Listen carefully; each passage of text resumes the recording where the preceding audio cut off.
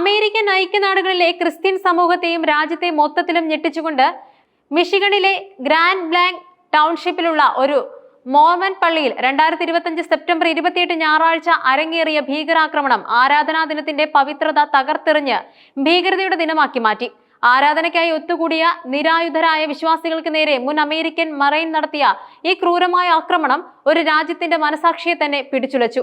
4 പേർ കൊല്ലപ്പെടുകയും 8 പേർക്ക് പരിക്കേൽക്കുകയും ചെയ്ത ഈ സംഭവത്തിന്റെ പിന്നിലെ ലക്ഷ്യങ്ങളും ആക്രമണം നടത്തിയ വ്യക്തിയുടെ മാനസികാവസ്ഥയും ഇന്നും അമേരിക്കൻ സമൂഹത്തിൽ വലിയ ചോദ്യചിഹ്നമായി നിലനിൽക്കുന്നു. രാവിലെ 10:25ഓടെയാണ് യേശു ക്രിസ്തുവിന്റെ ലാറ്റർ ഡേ സെയിന്റ്സ് പള്ളിയിൽ ഈ ഭീകരത അരങ്ങേറിയത്. സ്ത്രീകളും കുട്ടികളും ഉൾപ്പെടെ 100 കണക്കിന് ആളുകളാണ് അപ്പോൾ പള്ളിയിൽ ആരാധനയ്ക്കായി ഒത്തുകൂടിയിരുന്നത്. അക്രമി ഉപയോഗിച്ച തന്ത്രങ്ങൾ പരമാവധി നാശനഷ്ടങ്ങൾ വരുത്താൻ ലക്ഷ്യമിട്ടുള്ളതും അത്യധികം ആസൂത്രിതവുമായിരുന്നു. ആദ്യം പള്ളിയുടെ മുൻവാതിലിലേക്ക് ഒരു പിക്കപ്പ് ട്രക്ക് അതിവേഗം ഇടിച്ചു കയറ്റി. ഇത് പള്ളിക്കുള്ളിൽ വലിയ പരിഭ്രാന്തി സൃഷ്ടിക്കുകയും ആളുകൾ ചിതറിയോടാൻ തുടങ്ങുകയും ചെയ്തു. ട്രക്ക് ഇടിച്ചതിന് തൊട്ടു പിന്നാലെ അക്രമി ഒരു അസോട്ട് റൈഫിളുമായി പുറത്തിറങ്ങി. ചിതറിയോടുന്ന വിശ്വാസികൾക്ക് നേരെ അയാൾ തുടർച്ചയായി വെടിയുതിർത്തു. നിരായുധരായ വിശ്വാസികൾക്ക് രക്ഷപ്പെടാൻ സമയം ലഭിക്കും മുമ്പ് നിരവധി പേർക്ക് വെടിയേൽക്കുകയോ ചവിട്ടേൽക്കുകയോ ചെയ്തു. വെടിവെപ്പിന് പിന്നാലെ അക്രമി കെട്ടിടത്തിന് മനഃപൂർവ്വം തീയിട്ടു. ഇത് പള്ളിക്കുള്ളിൽ കുടുങ്ങിയ ആളുകളുടെ രക്ഷാപ്രവർത്തനം കൂടുതൽ ദുഷ്കരമാക്കുകയും ഭീകരാന്തരീക്ഷം വർദ്ധിപ്പിക്കുകയും ചെയ്തു. ഒന്നിലധികം തന്ത്രങ്ങൾ ഉപയോഗിച്ച് കുഴപ്പങ്ങൾ വർദ്ധിപ്പിക്കാനും നാശനഷ്ടങ്ങൾ പരമാവധിയാക്കാനും ശ്രമിച്ച ഈ രീതിയെ സുരക്ഷാ വിശകലന വിദഗ്ധർ ഹൈബ്രിഡ് ഭീഷണി എന്നാണ് വിശേഷിപ്പിച്ചത്. ജോർജ് ടൗൺ സർവകലാശാലയിലെ വിദഗ്ധർ ഡൊണാൾഡ് ഹാർവിൻ സിയനിനോട് സംസാരിക്കുമ്പോൾ ഈ ആക്രമണം പുതിയതും കൂടുതൽ അപകടകരവുമായ ഒരു പ്രവണതയുടെ സൂചനയാണെന്ന് അഭിപ്രായപ്പെട്ടു. ഈ ക്രൂരമായ ആക്രമണത്തിന് പിന്നിൽ പ്രവർത്തിച്ചത് മിഷിഗണിലെ ബർട്ടൺ സ്വദേശിയായ തോമസ് ജേക്കബ് സാൻഫോർഡ് എന്ന 40 വയസ്സുകാരനാണ്. ഇദ്ദേഹത്തിന്റെ പശ്ചാത്തലം ഞെട്ടിക്കുന്നതും സംഭവത്തിന്റെ ദുരൂഹത വർദ്ധിപ്പിക്കുന്നതുമാണ്. സാൻഫോർഡ് 2004 മുതൽ 2008 വരെ അമേരിക്കൻ മറൈൻസിൽ സേവനമനുഷ്ഠിച്ചിട്ടുണ്ട്. ഇറാഖ് യുദ്ധത്തിൽ പങ്കെടുത്ത അദ്ദേഹം സർജന്റ് പദവി വരെ എത്തി.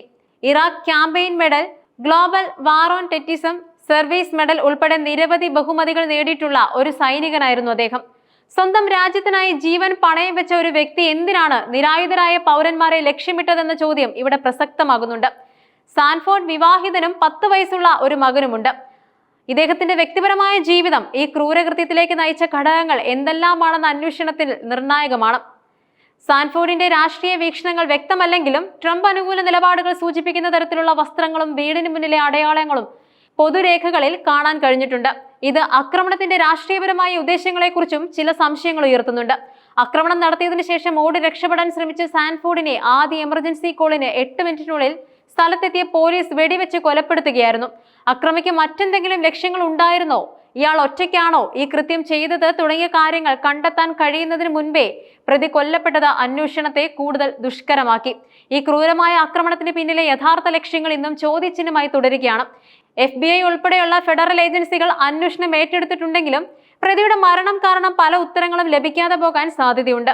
American president Donald Trump social മീഡിയയിൽ പോസ്റ്റ് ചെയ്ത പ്രസ്താവന സംഭവത്തിന്റെ ഉദ്ദേശത്തെക്കുറിച്ചൊരു സൂചന നൽകുന്നുണ്ട്. ഇത് അമേരിക്കൻ ഐക്യനാടുകളിലെ ക്രിസ്ത്യാനികൾക്കെതിരെ ലക്ഷ്യമിട്ടുള്ള മറ്റൊരു ആക്രമണമാണെന്ന് തോന്നുന്നു എന്നായിരുന്നു ട്രംപിന്റെ പ്രതികരണം. മോർമൻ പള്ളി ലക്ഷ്യമിട്ടത് മതപരമായ വിദ്വേഷം കൊണ്ടാണോ എന്ന ചോദ്യം പ്രസക്തമാണ്. എന്നാൽ സാൻഫോർഡ് ഒരു പ്രത്യേക മതവിഭാഗത്തിൽപ്പെട്ട ആളായിരുന്നു എന്നതിന് സ്ഥിരീകരണമില്ല. ഇറാഖ് യുദ്ധത്തിൽ പങ്കെടുത്ത മുൻ സൈനികനായ സാൻഫോർഡിന് പോസ്റ്റ് ട്രോമാറ്റിക് സ്ട്രെസ് ഡിസോർഡർ പോലുള്ള മാനസികാരോഗ്യ പ്രശ്നങ്ങൾ ഉണ്ടായിരുന്നു എന്ന സംശയം ശക്തമാണ്. യുദ്ധത്തിന്റെ ഭീകരത നേരിട്ട് അനുഭവിച്ച സൈനികർക്കിടയിൽ ഇത്തരം പ്രശ്നങ്ങൾ സാധാരണമാണ്. സൈനിക സേവനത്തിന് ശേഷം അദ്ദേഹത്തിന്റെ മാനസികാരോഗ്യ സ്ഥിതി എങ്ങനെയായിരുന്നു, ആവശ്യമായ ചികിത്സ ലഭിച്ചിരുന്നോ എന്നതിനെക്കുറിച്ച് അന്വേഷണം നടക്കുന്നുമുണ്ട്. ട്രംപ് അനുകൂലിയായിരുന്നു എന്നതിലുപരി എന്തെങ്കിലും തീവ്ര വലതുപക്ഷ ചിന്താഗതിയോ രാജ്യത്തെ നിലവിലെ രാഷ്ട്രീയ സാഹചര്യങ്ങളോ ഈ ആക്രമണത്തിന് കാരണമായോ എന്നും അന്വേഷണ ഉദ്യോഗസ്ഥർ പരിശോധിക്കുന്നുണ്ട്. മൊബൈൽ രേഖകളും സോഷ്യൽ മീഡിയ ഇടപെടലുകളും പ്രതിയുടെ ലക്ഷ്യങ്ങളെക്കുറിച്ച് കൂടുതൽ വെളിച്ചം വീശാൻ സാധ്യതയുണ്ട്. മിഷിഗണിലെ ഈ ആക്രമണത്തിൽ പ്രസിഡന്റ് ഡൊണാൾഡ് ട്രംപ് അഗാധമായ ദുഃഖം രേഖപ്പെടുത്തുകയും ഇരകൾക്കും കുടുംബങ്ങൾക്കും വേണ്ടി പ്രാർത്ഥിക്കാൻ ആഹ്വാനം ചെയ്യുകയും ചെയ്തു. ഈ ആക്രമണം അമേരിക്കൻ സമൂഹത്തിലെ പല ഇരുണ്ട യാഥാർത്ഥ്യങ്ങളെ വീണ്ടും ഓർമ്മിപ്പിച്ചു. മിഷിഗണിലെ ഈ ആക്രമണം ഈ വർഷം അമേരിക്കയിൽ നടക്കുന്ന 324ാമത്തെ കൂട്ട വെടിവെപ്പാണ് എന്നത് സംഭവത്തിന്റെ ഗൗരവം വർദ്ധിപ്പിക്കുന്നുണ്ട്. നോർത്ത് കരോലിനയിൽ മറ്റൊരു കൂട്ട വെടിവെപ്പ് നടന്നതിന് മണിക്കൂറുകൾക്ക് ശേഷമാണ് ഈ ദുരന്തം സംഭവിച്ചതെന്നതും ശ്രദ്ധേയമാണ്. പള്ളി, സിനഗോഗ്, മസ്ജിദ് തുടങ്ങിയ ആരാധനാലയങ്ങൾ ഭീകരാക്രമണങ്ങളുടെ ലക്ഷ്യസ്ഥാനങ്ങളാകുന്നത് അമേരിക്കയിൽ വർദ്ധിച്ചു വരുന്ന ഒരു പ്രവണതയാണ്. ആക്രമണത്തിന്റെ പശ്ചാത്തലത്തിൽ ടെക്സസ് ഗവർണർ ഗ്രെഗ് അബോട്ട് ആരാധനാലയങ്ങൾ സംരക്ഷിക്കാൻ ടാസ്ക് ഫോഴ്സ് രൂപീകരിക്കുമെന്ന് പ്രഖ്യാപിച്ചത് സുരക്ഷാ ആശങ്കകളുടെ പ്രതിഫലനമാണ്.